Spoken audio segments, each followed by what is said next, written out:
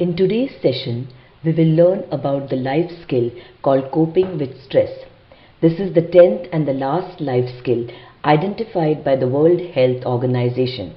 We will learn the art and science of this skill through concepts such as Hans Selye's stress theory and the Holmes-Rahe stress inventory. Today, there are even mobile apps to help us cope with stress. We will also learn techniques to manage stress. Let me start with the definition of stress. When you perceive a threat or a major challenge, chemicals called hormones surge into your body. This is called stress. Stress is basically your body's survival mechanism. There is good stress, that is eustress, bad stress, that is acute stress, and chronic stress. Eustress is the stress you feel when excited, for example, when riding a roller coaster or competing for a promotion. Acute stress is short-term stress caused by specific stressors. You could experience stress when you are stuck in traffic, late for a meeting, in an argument with your spouse, or taking unkind criticism from your boss. Chronic stress is long-term. It is brought on by repeated and acute stressors. This condition gives rise to feeling helpless and trapped in a situation from which there is no escape. Chronic stress causes many physical and mental health-related issues. It is therefore crucial to cope with stress by taking care of your body, mind, and soul. Let me now hand it over to my team members to read out their chapters. Hello, I am Rohit Chemburkar. This article is about stress and how to cope with stress. Today, stress is recognized as the number one proxy killer disease and a basic cause for more than 60% of all human illnesses. Stress is necessary to us as a survival mechanism against danger, but are unhealthy when it damages us. The theory of stress was proposed by the Hungarian endocrinologist Hans Selye, also known as the father of stress. Selye states that when an event threatens an organism's well-being, it leads to a three-stage response: alarm, resistance, and exhaustion. In the alarm stage, the stressor makes the body react with a fight or flight response and to secrete hormones such as cortisol and adrenaline to meet the threat or danger. In the resistance stage, many physiological functions are brought to a normal level so that all the resources are used to fight the stressor. In the exhaustion stage, if the stressor continues beyond the body's capacity, the body exhausts all its resources and becomes susceptible to diseases and death. Let me now share with you a great story about a carpenter and his worry tree. It's a great way to cope with stress. A carpenter had a real rough day. A flat tire, a broken electric saw, and an ancient pickup truck refusing to start. The author of this story had to drive to the hapless fellow to his home.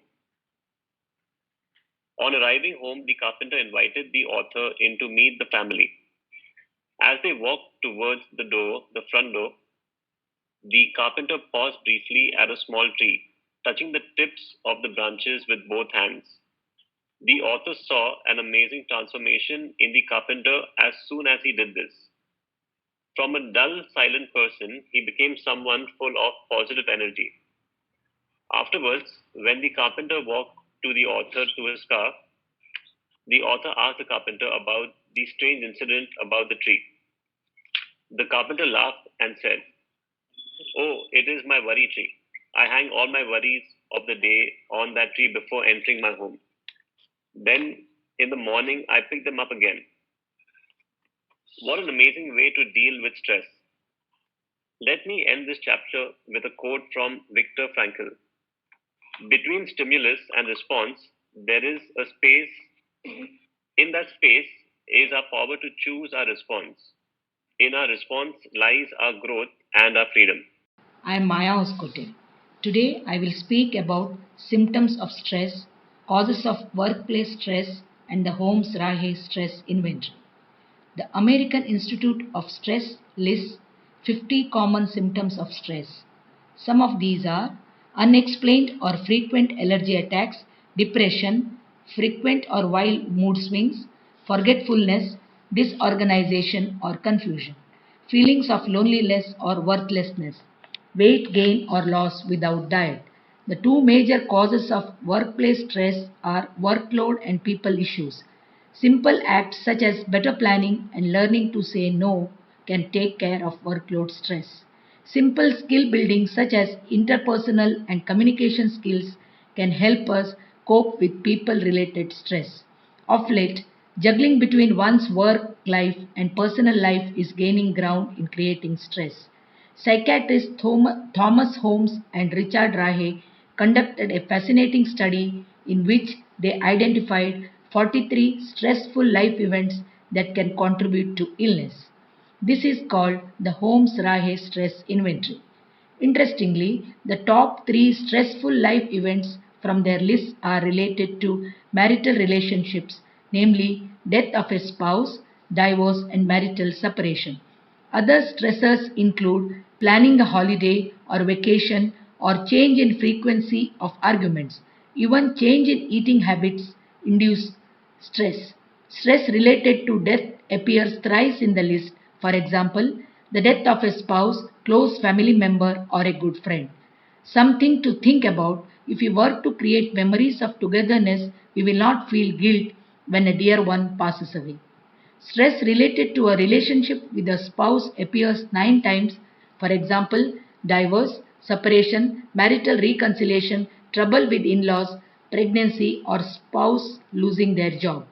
If we assign some time in our busy lives to nurture relationships, we can avoid this category of stress.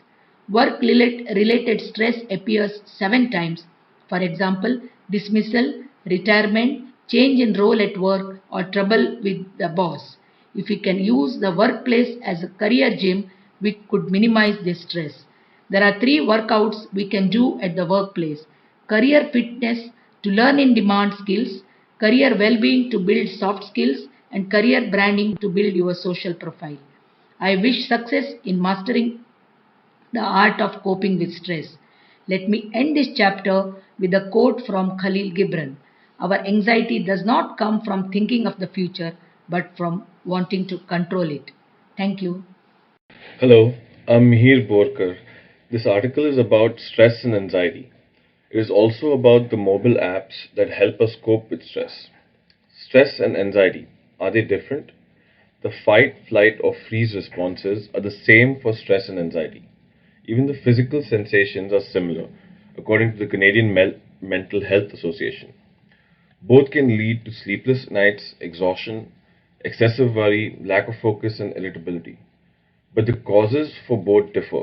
Stress is a response to an external cause, such as working with a tight deadline, whereas anxiety is a response to an internal cause, such as worry or fear. Stress is the body's reaction to a threat or challenge, whereas anxiety is the body's reaction to stress. Surprisingly, the remedial steps are similar for both. Practicing asanas, yogic postures, dhyan, meditation, pranayam, breathing exercise. These three exercises are part of Patanjali's Yoga Sutra, compiled sometime during 500 to 600 BC. In the first chapter of this topic, we spoke about the stress theory. The second chapter was about Holmes' stress scale and the symptoms and causes of stress. This chapter covers some of the mobile apps that helps us manage stress. It is remarkable how technology has become an extension of our brain. Let me tell you about an app called GPS for Soul. This app uses biofeedback to collect biometric data such as stress level and heart rate. It then connects you to what you would need to achieve balance. It might be music, poetry, breathing exercises, or photos of a person or place you love. A second app is the Stress Doctor. This app also uses feedback and helps you become aware of your breathing. It teaches breath control to calm yourself down. Then there is Pocket Yoga.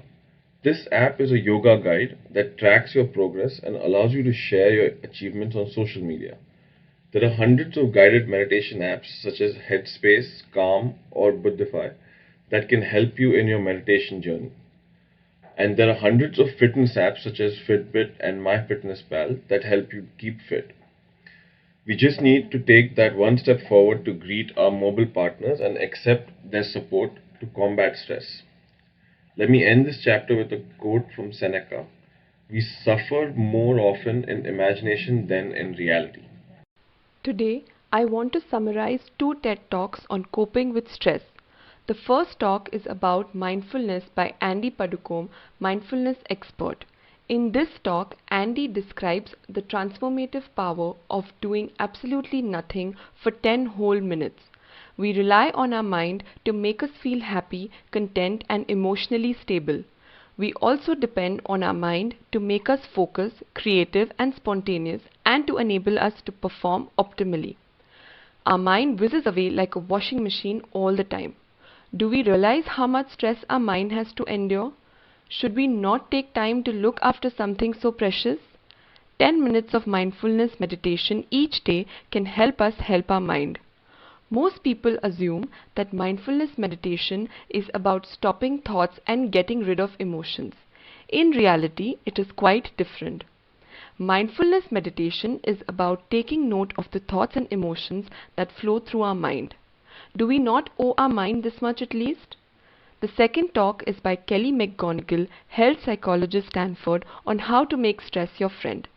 Kelly came across a study conducted to track 30,000 adults in the United States for 8 years after asking them a question: do you believe that stress is harmful to your health?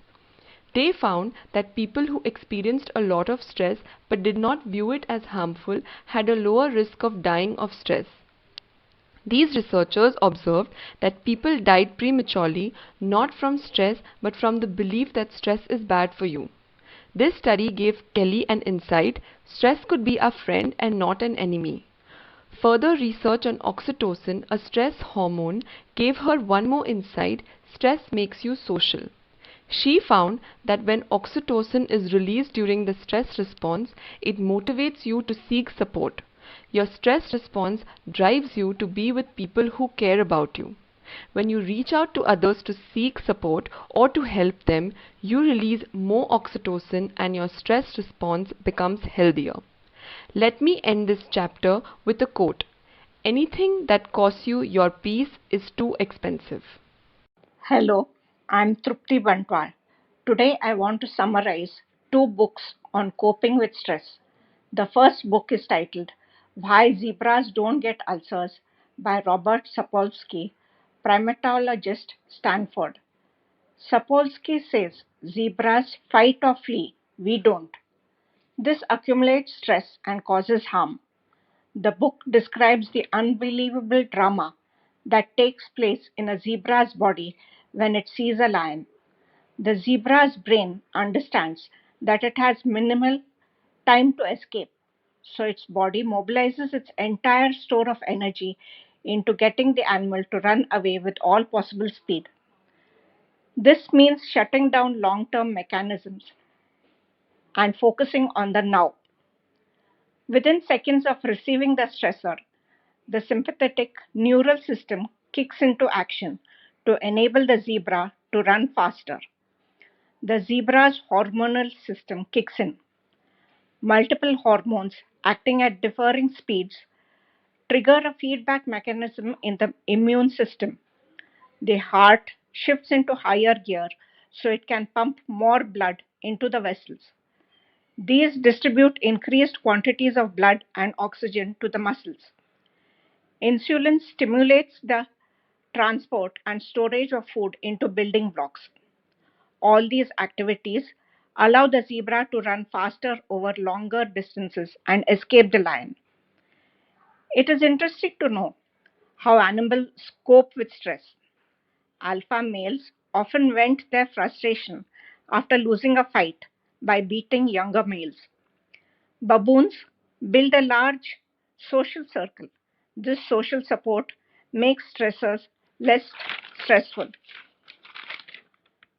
The second book that I want to summarize is Manage Your Time to Reduce Your Stress by Rita Emmett, expert on procrastination and burnout. Rita says the key to reducing stress is not time management, but stuff management. For example, taking control of all the tasks to do, people to see, and commitments and obligations to fulfill.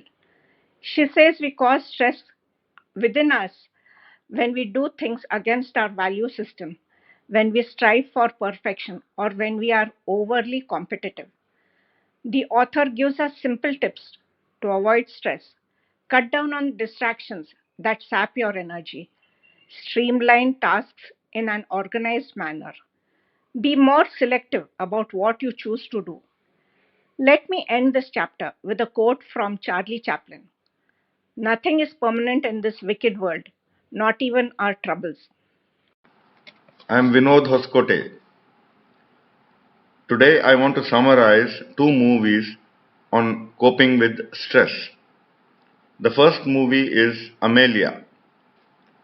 Amelia is a waitress at a cafe. She has had a stressful childhood because of her eccentric parents. Her parents incorrectly believed that their child had a heart defect and decided to homeschool her. To cope with her loneliness, Amelia develops an active imagination and a mischievous personality. By accident, she finds her purpose to spread joy and happiness wherever she goes. She secretly executes complex schemes that bring happiness in the lives of those around her. She escorts a visually impaired man to the metro station, giving him a rich description of the street scenes. She starts a romance between her hypochondriacal co-worker and one of the customers in the bar. In the end, this good Samaritan allows herself to find the happiness and love she deserves. Here is what we can learn from the movie. Practice to take joy in little things in life. Amelie practices dipping her hand into sacks of grain and cracking creme brulee with a teaspoon. Create a higher purpose than what Amelie did, to spread joy and happiness wherever she goes. The second movie that I want to talk about is De-Stressed. This movie is a man's journey to get de-stressed. This movie is a look into this man's stress-related illness and his journey back to a healthy, happy life. On this journey, he meets several people who have justifiable reasons to be stressed. Some are survivors of hurricanes and earthquakes. He meets a young soldier who lost his arm and both legs in the war. He also meets a 106-year-old woman who has seen many tragedies and deaths of her dear ones. He also meets a paraplegic woman who has seen life only from her wheelchair since childhood. None of these interviews say, "Poor me, look how bad my life is." No matter the blow that life dealt them, they stay positive and smiling. In the end, the man comes home to peace and tranquility after witnessing other people's tragedies and how they face life with a positive attitude. So this is what we can learn from the movie. Be grateful for what you have. Be aware that life is full of events, many of which are outside our control. So let me end this chapter with a quote from Mark Twain. "I've had a lot of worries in my life, most of which never happened."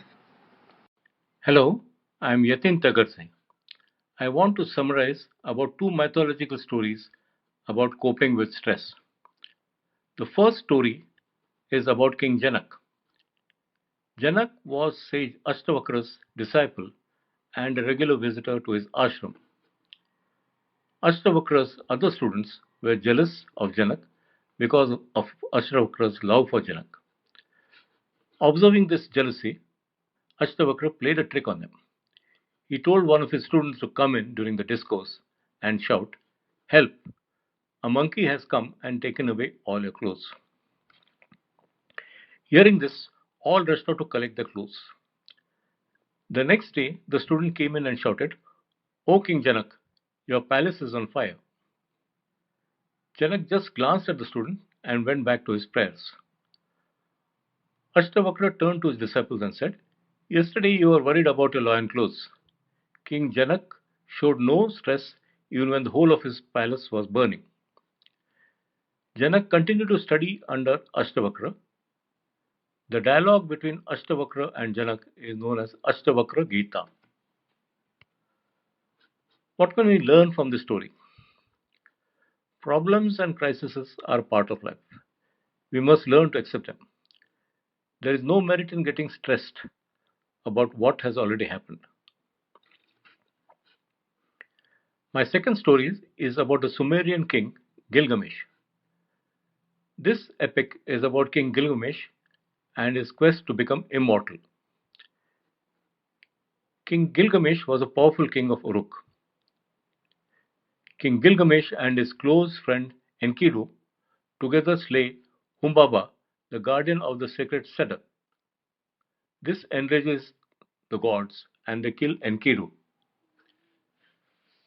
The death of his friend triggers great stress in Gilgamesh's mind and causes Gilgamesh to undertake a perilous journey to meet the immortal man Utnapishtim to discover the secret of eternal life. He learns from Utnapishtim that life on earth is temporary, so we should live it to the fullest. Gilgamesh also learns that the gods granted immortality to Utnapishtim for his noble act of saving all the beings of the world. Utnapishtim had built a ship to save every being from the great flood. What do we learn from this story? Death, anxiety causes great stress. Thoughts of death create a sense of powerlessness, loneliness, and meaninglessness. We must learn to accept death as a natural fact of life and live life to the fullest. Living for others brings us immortality.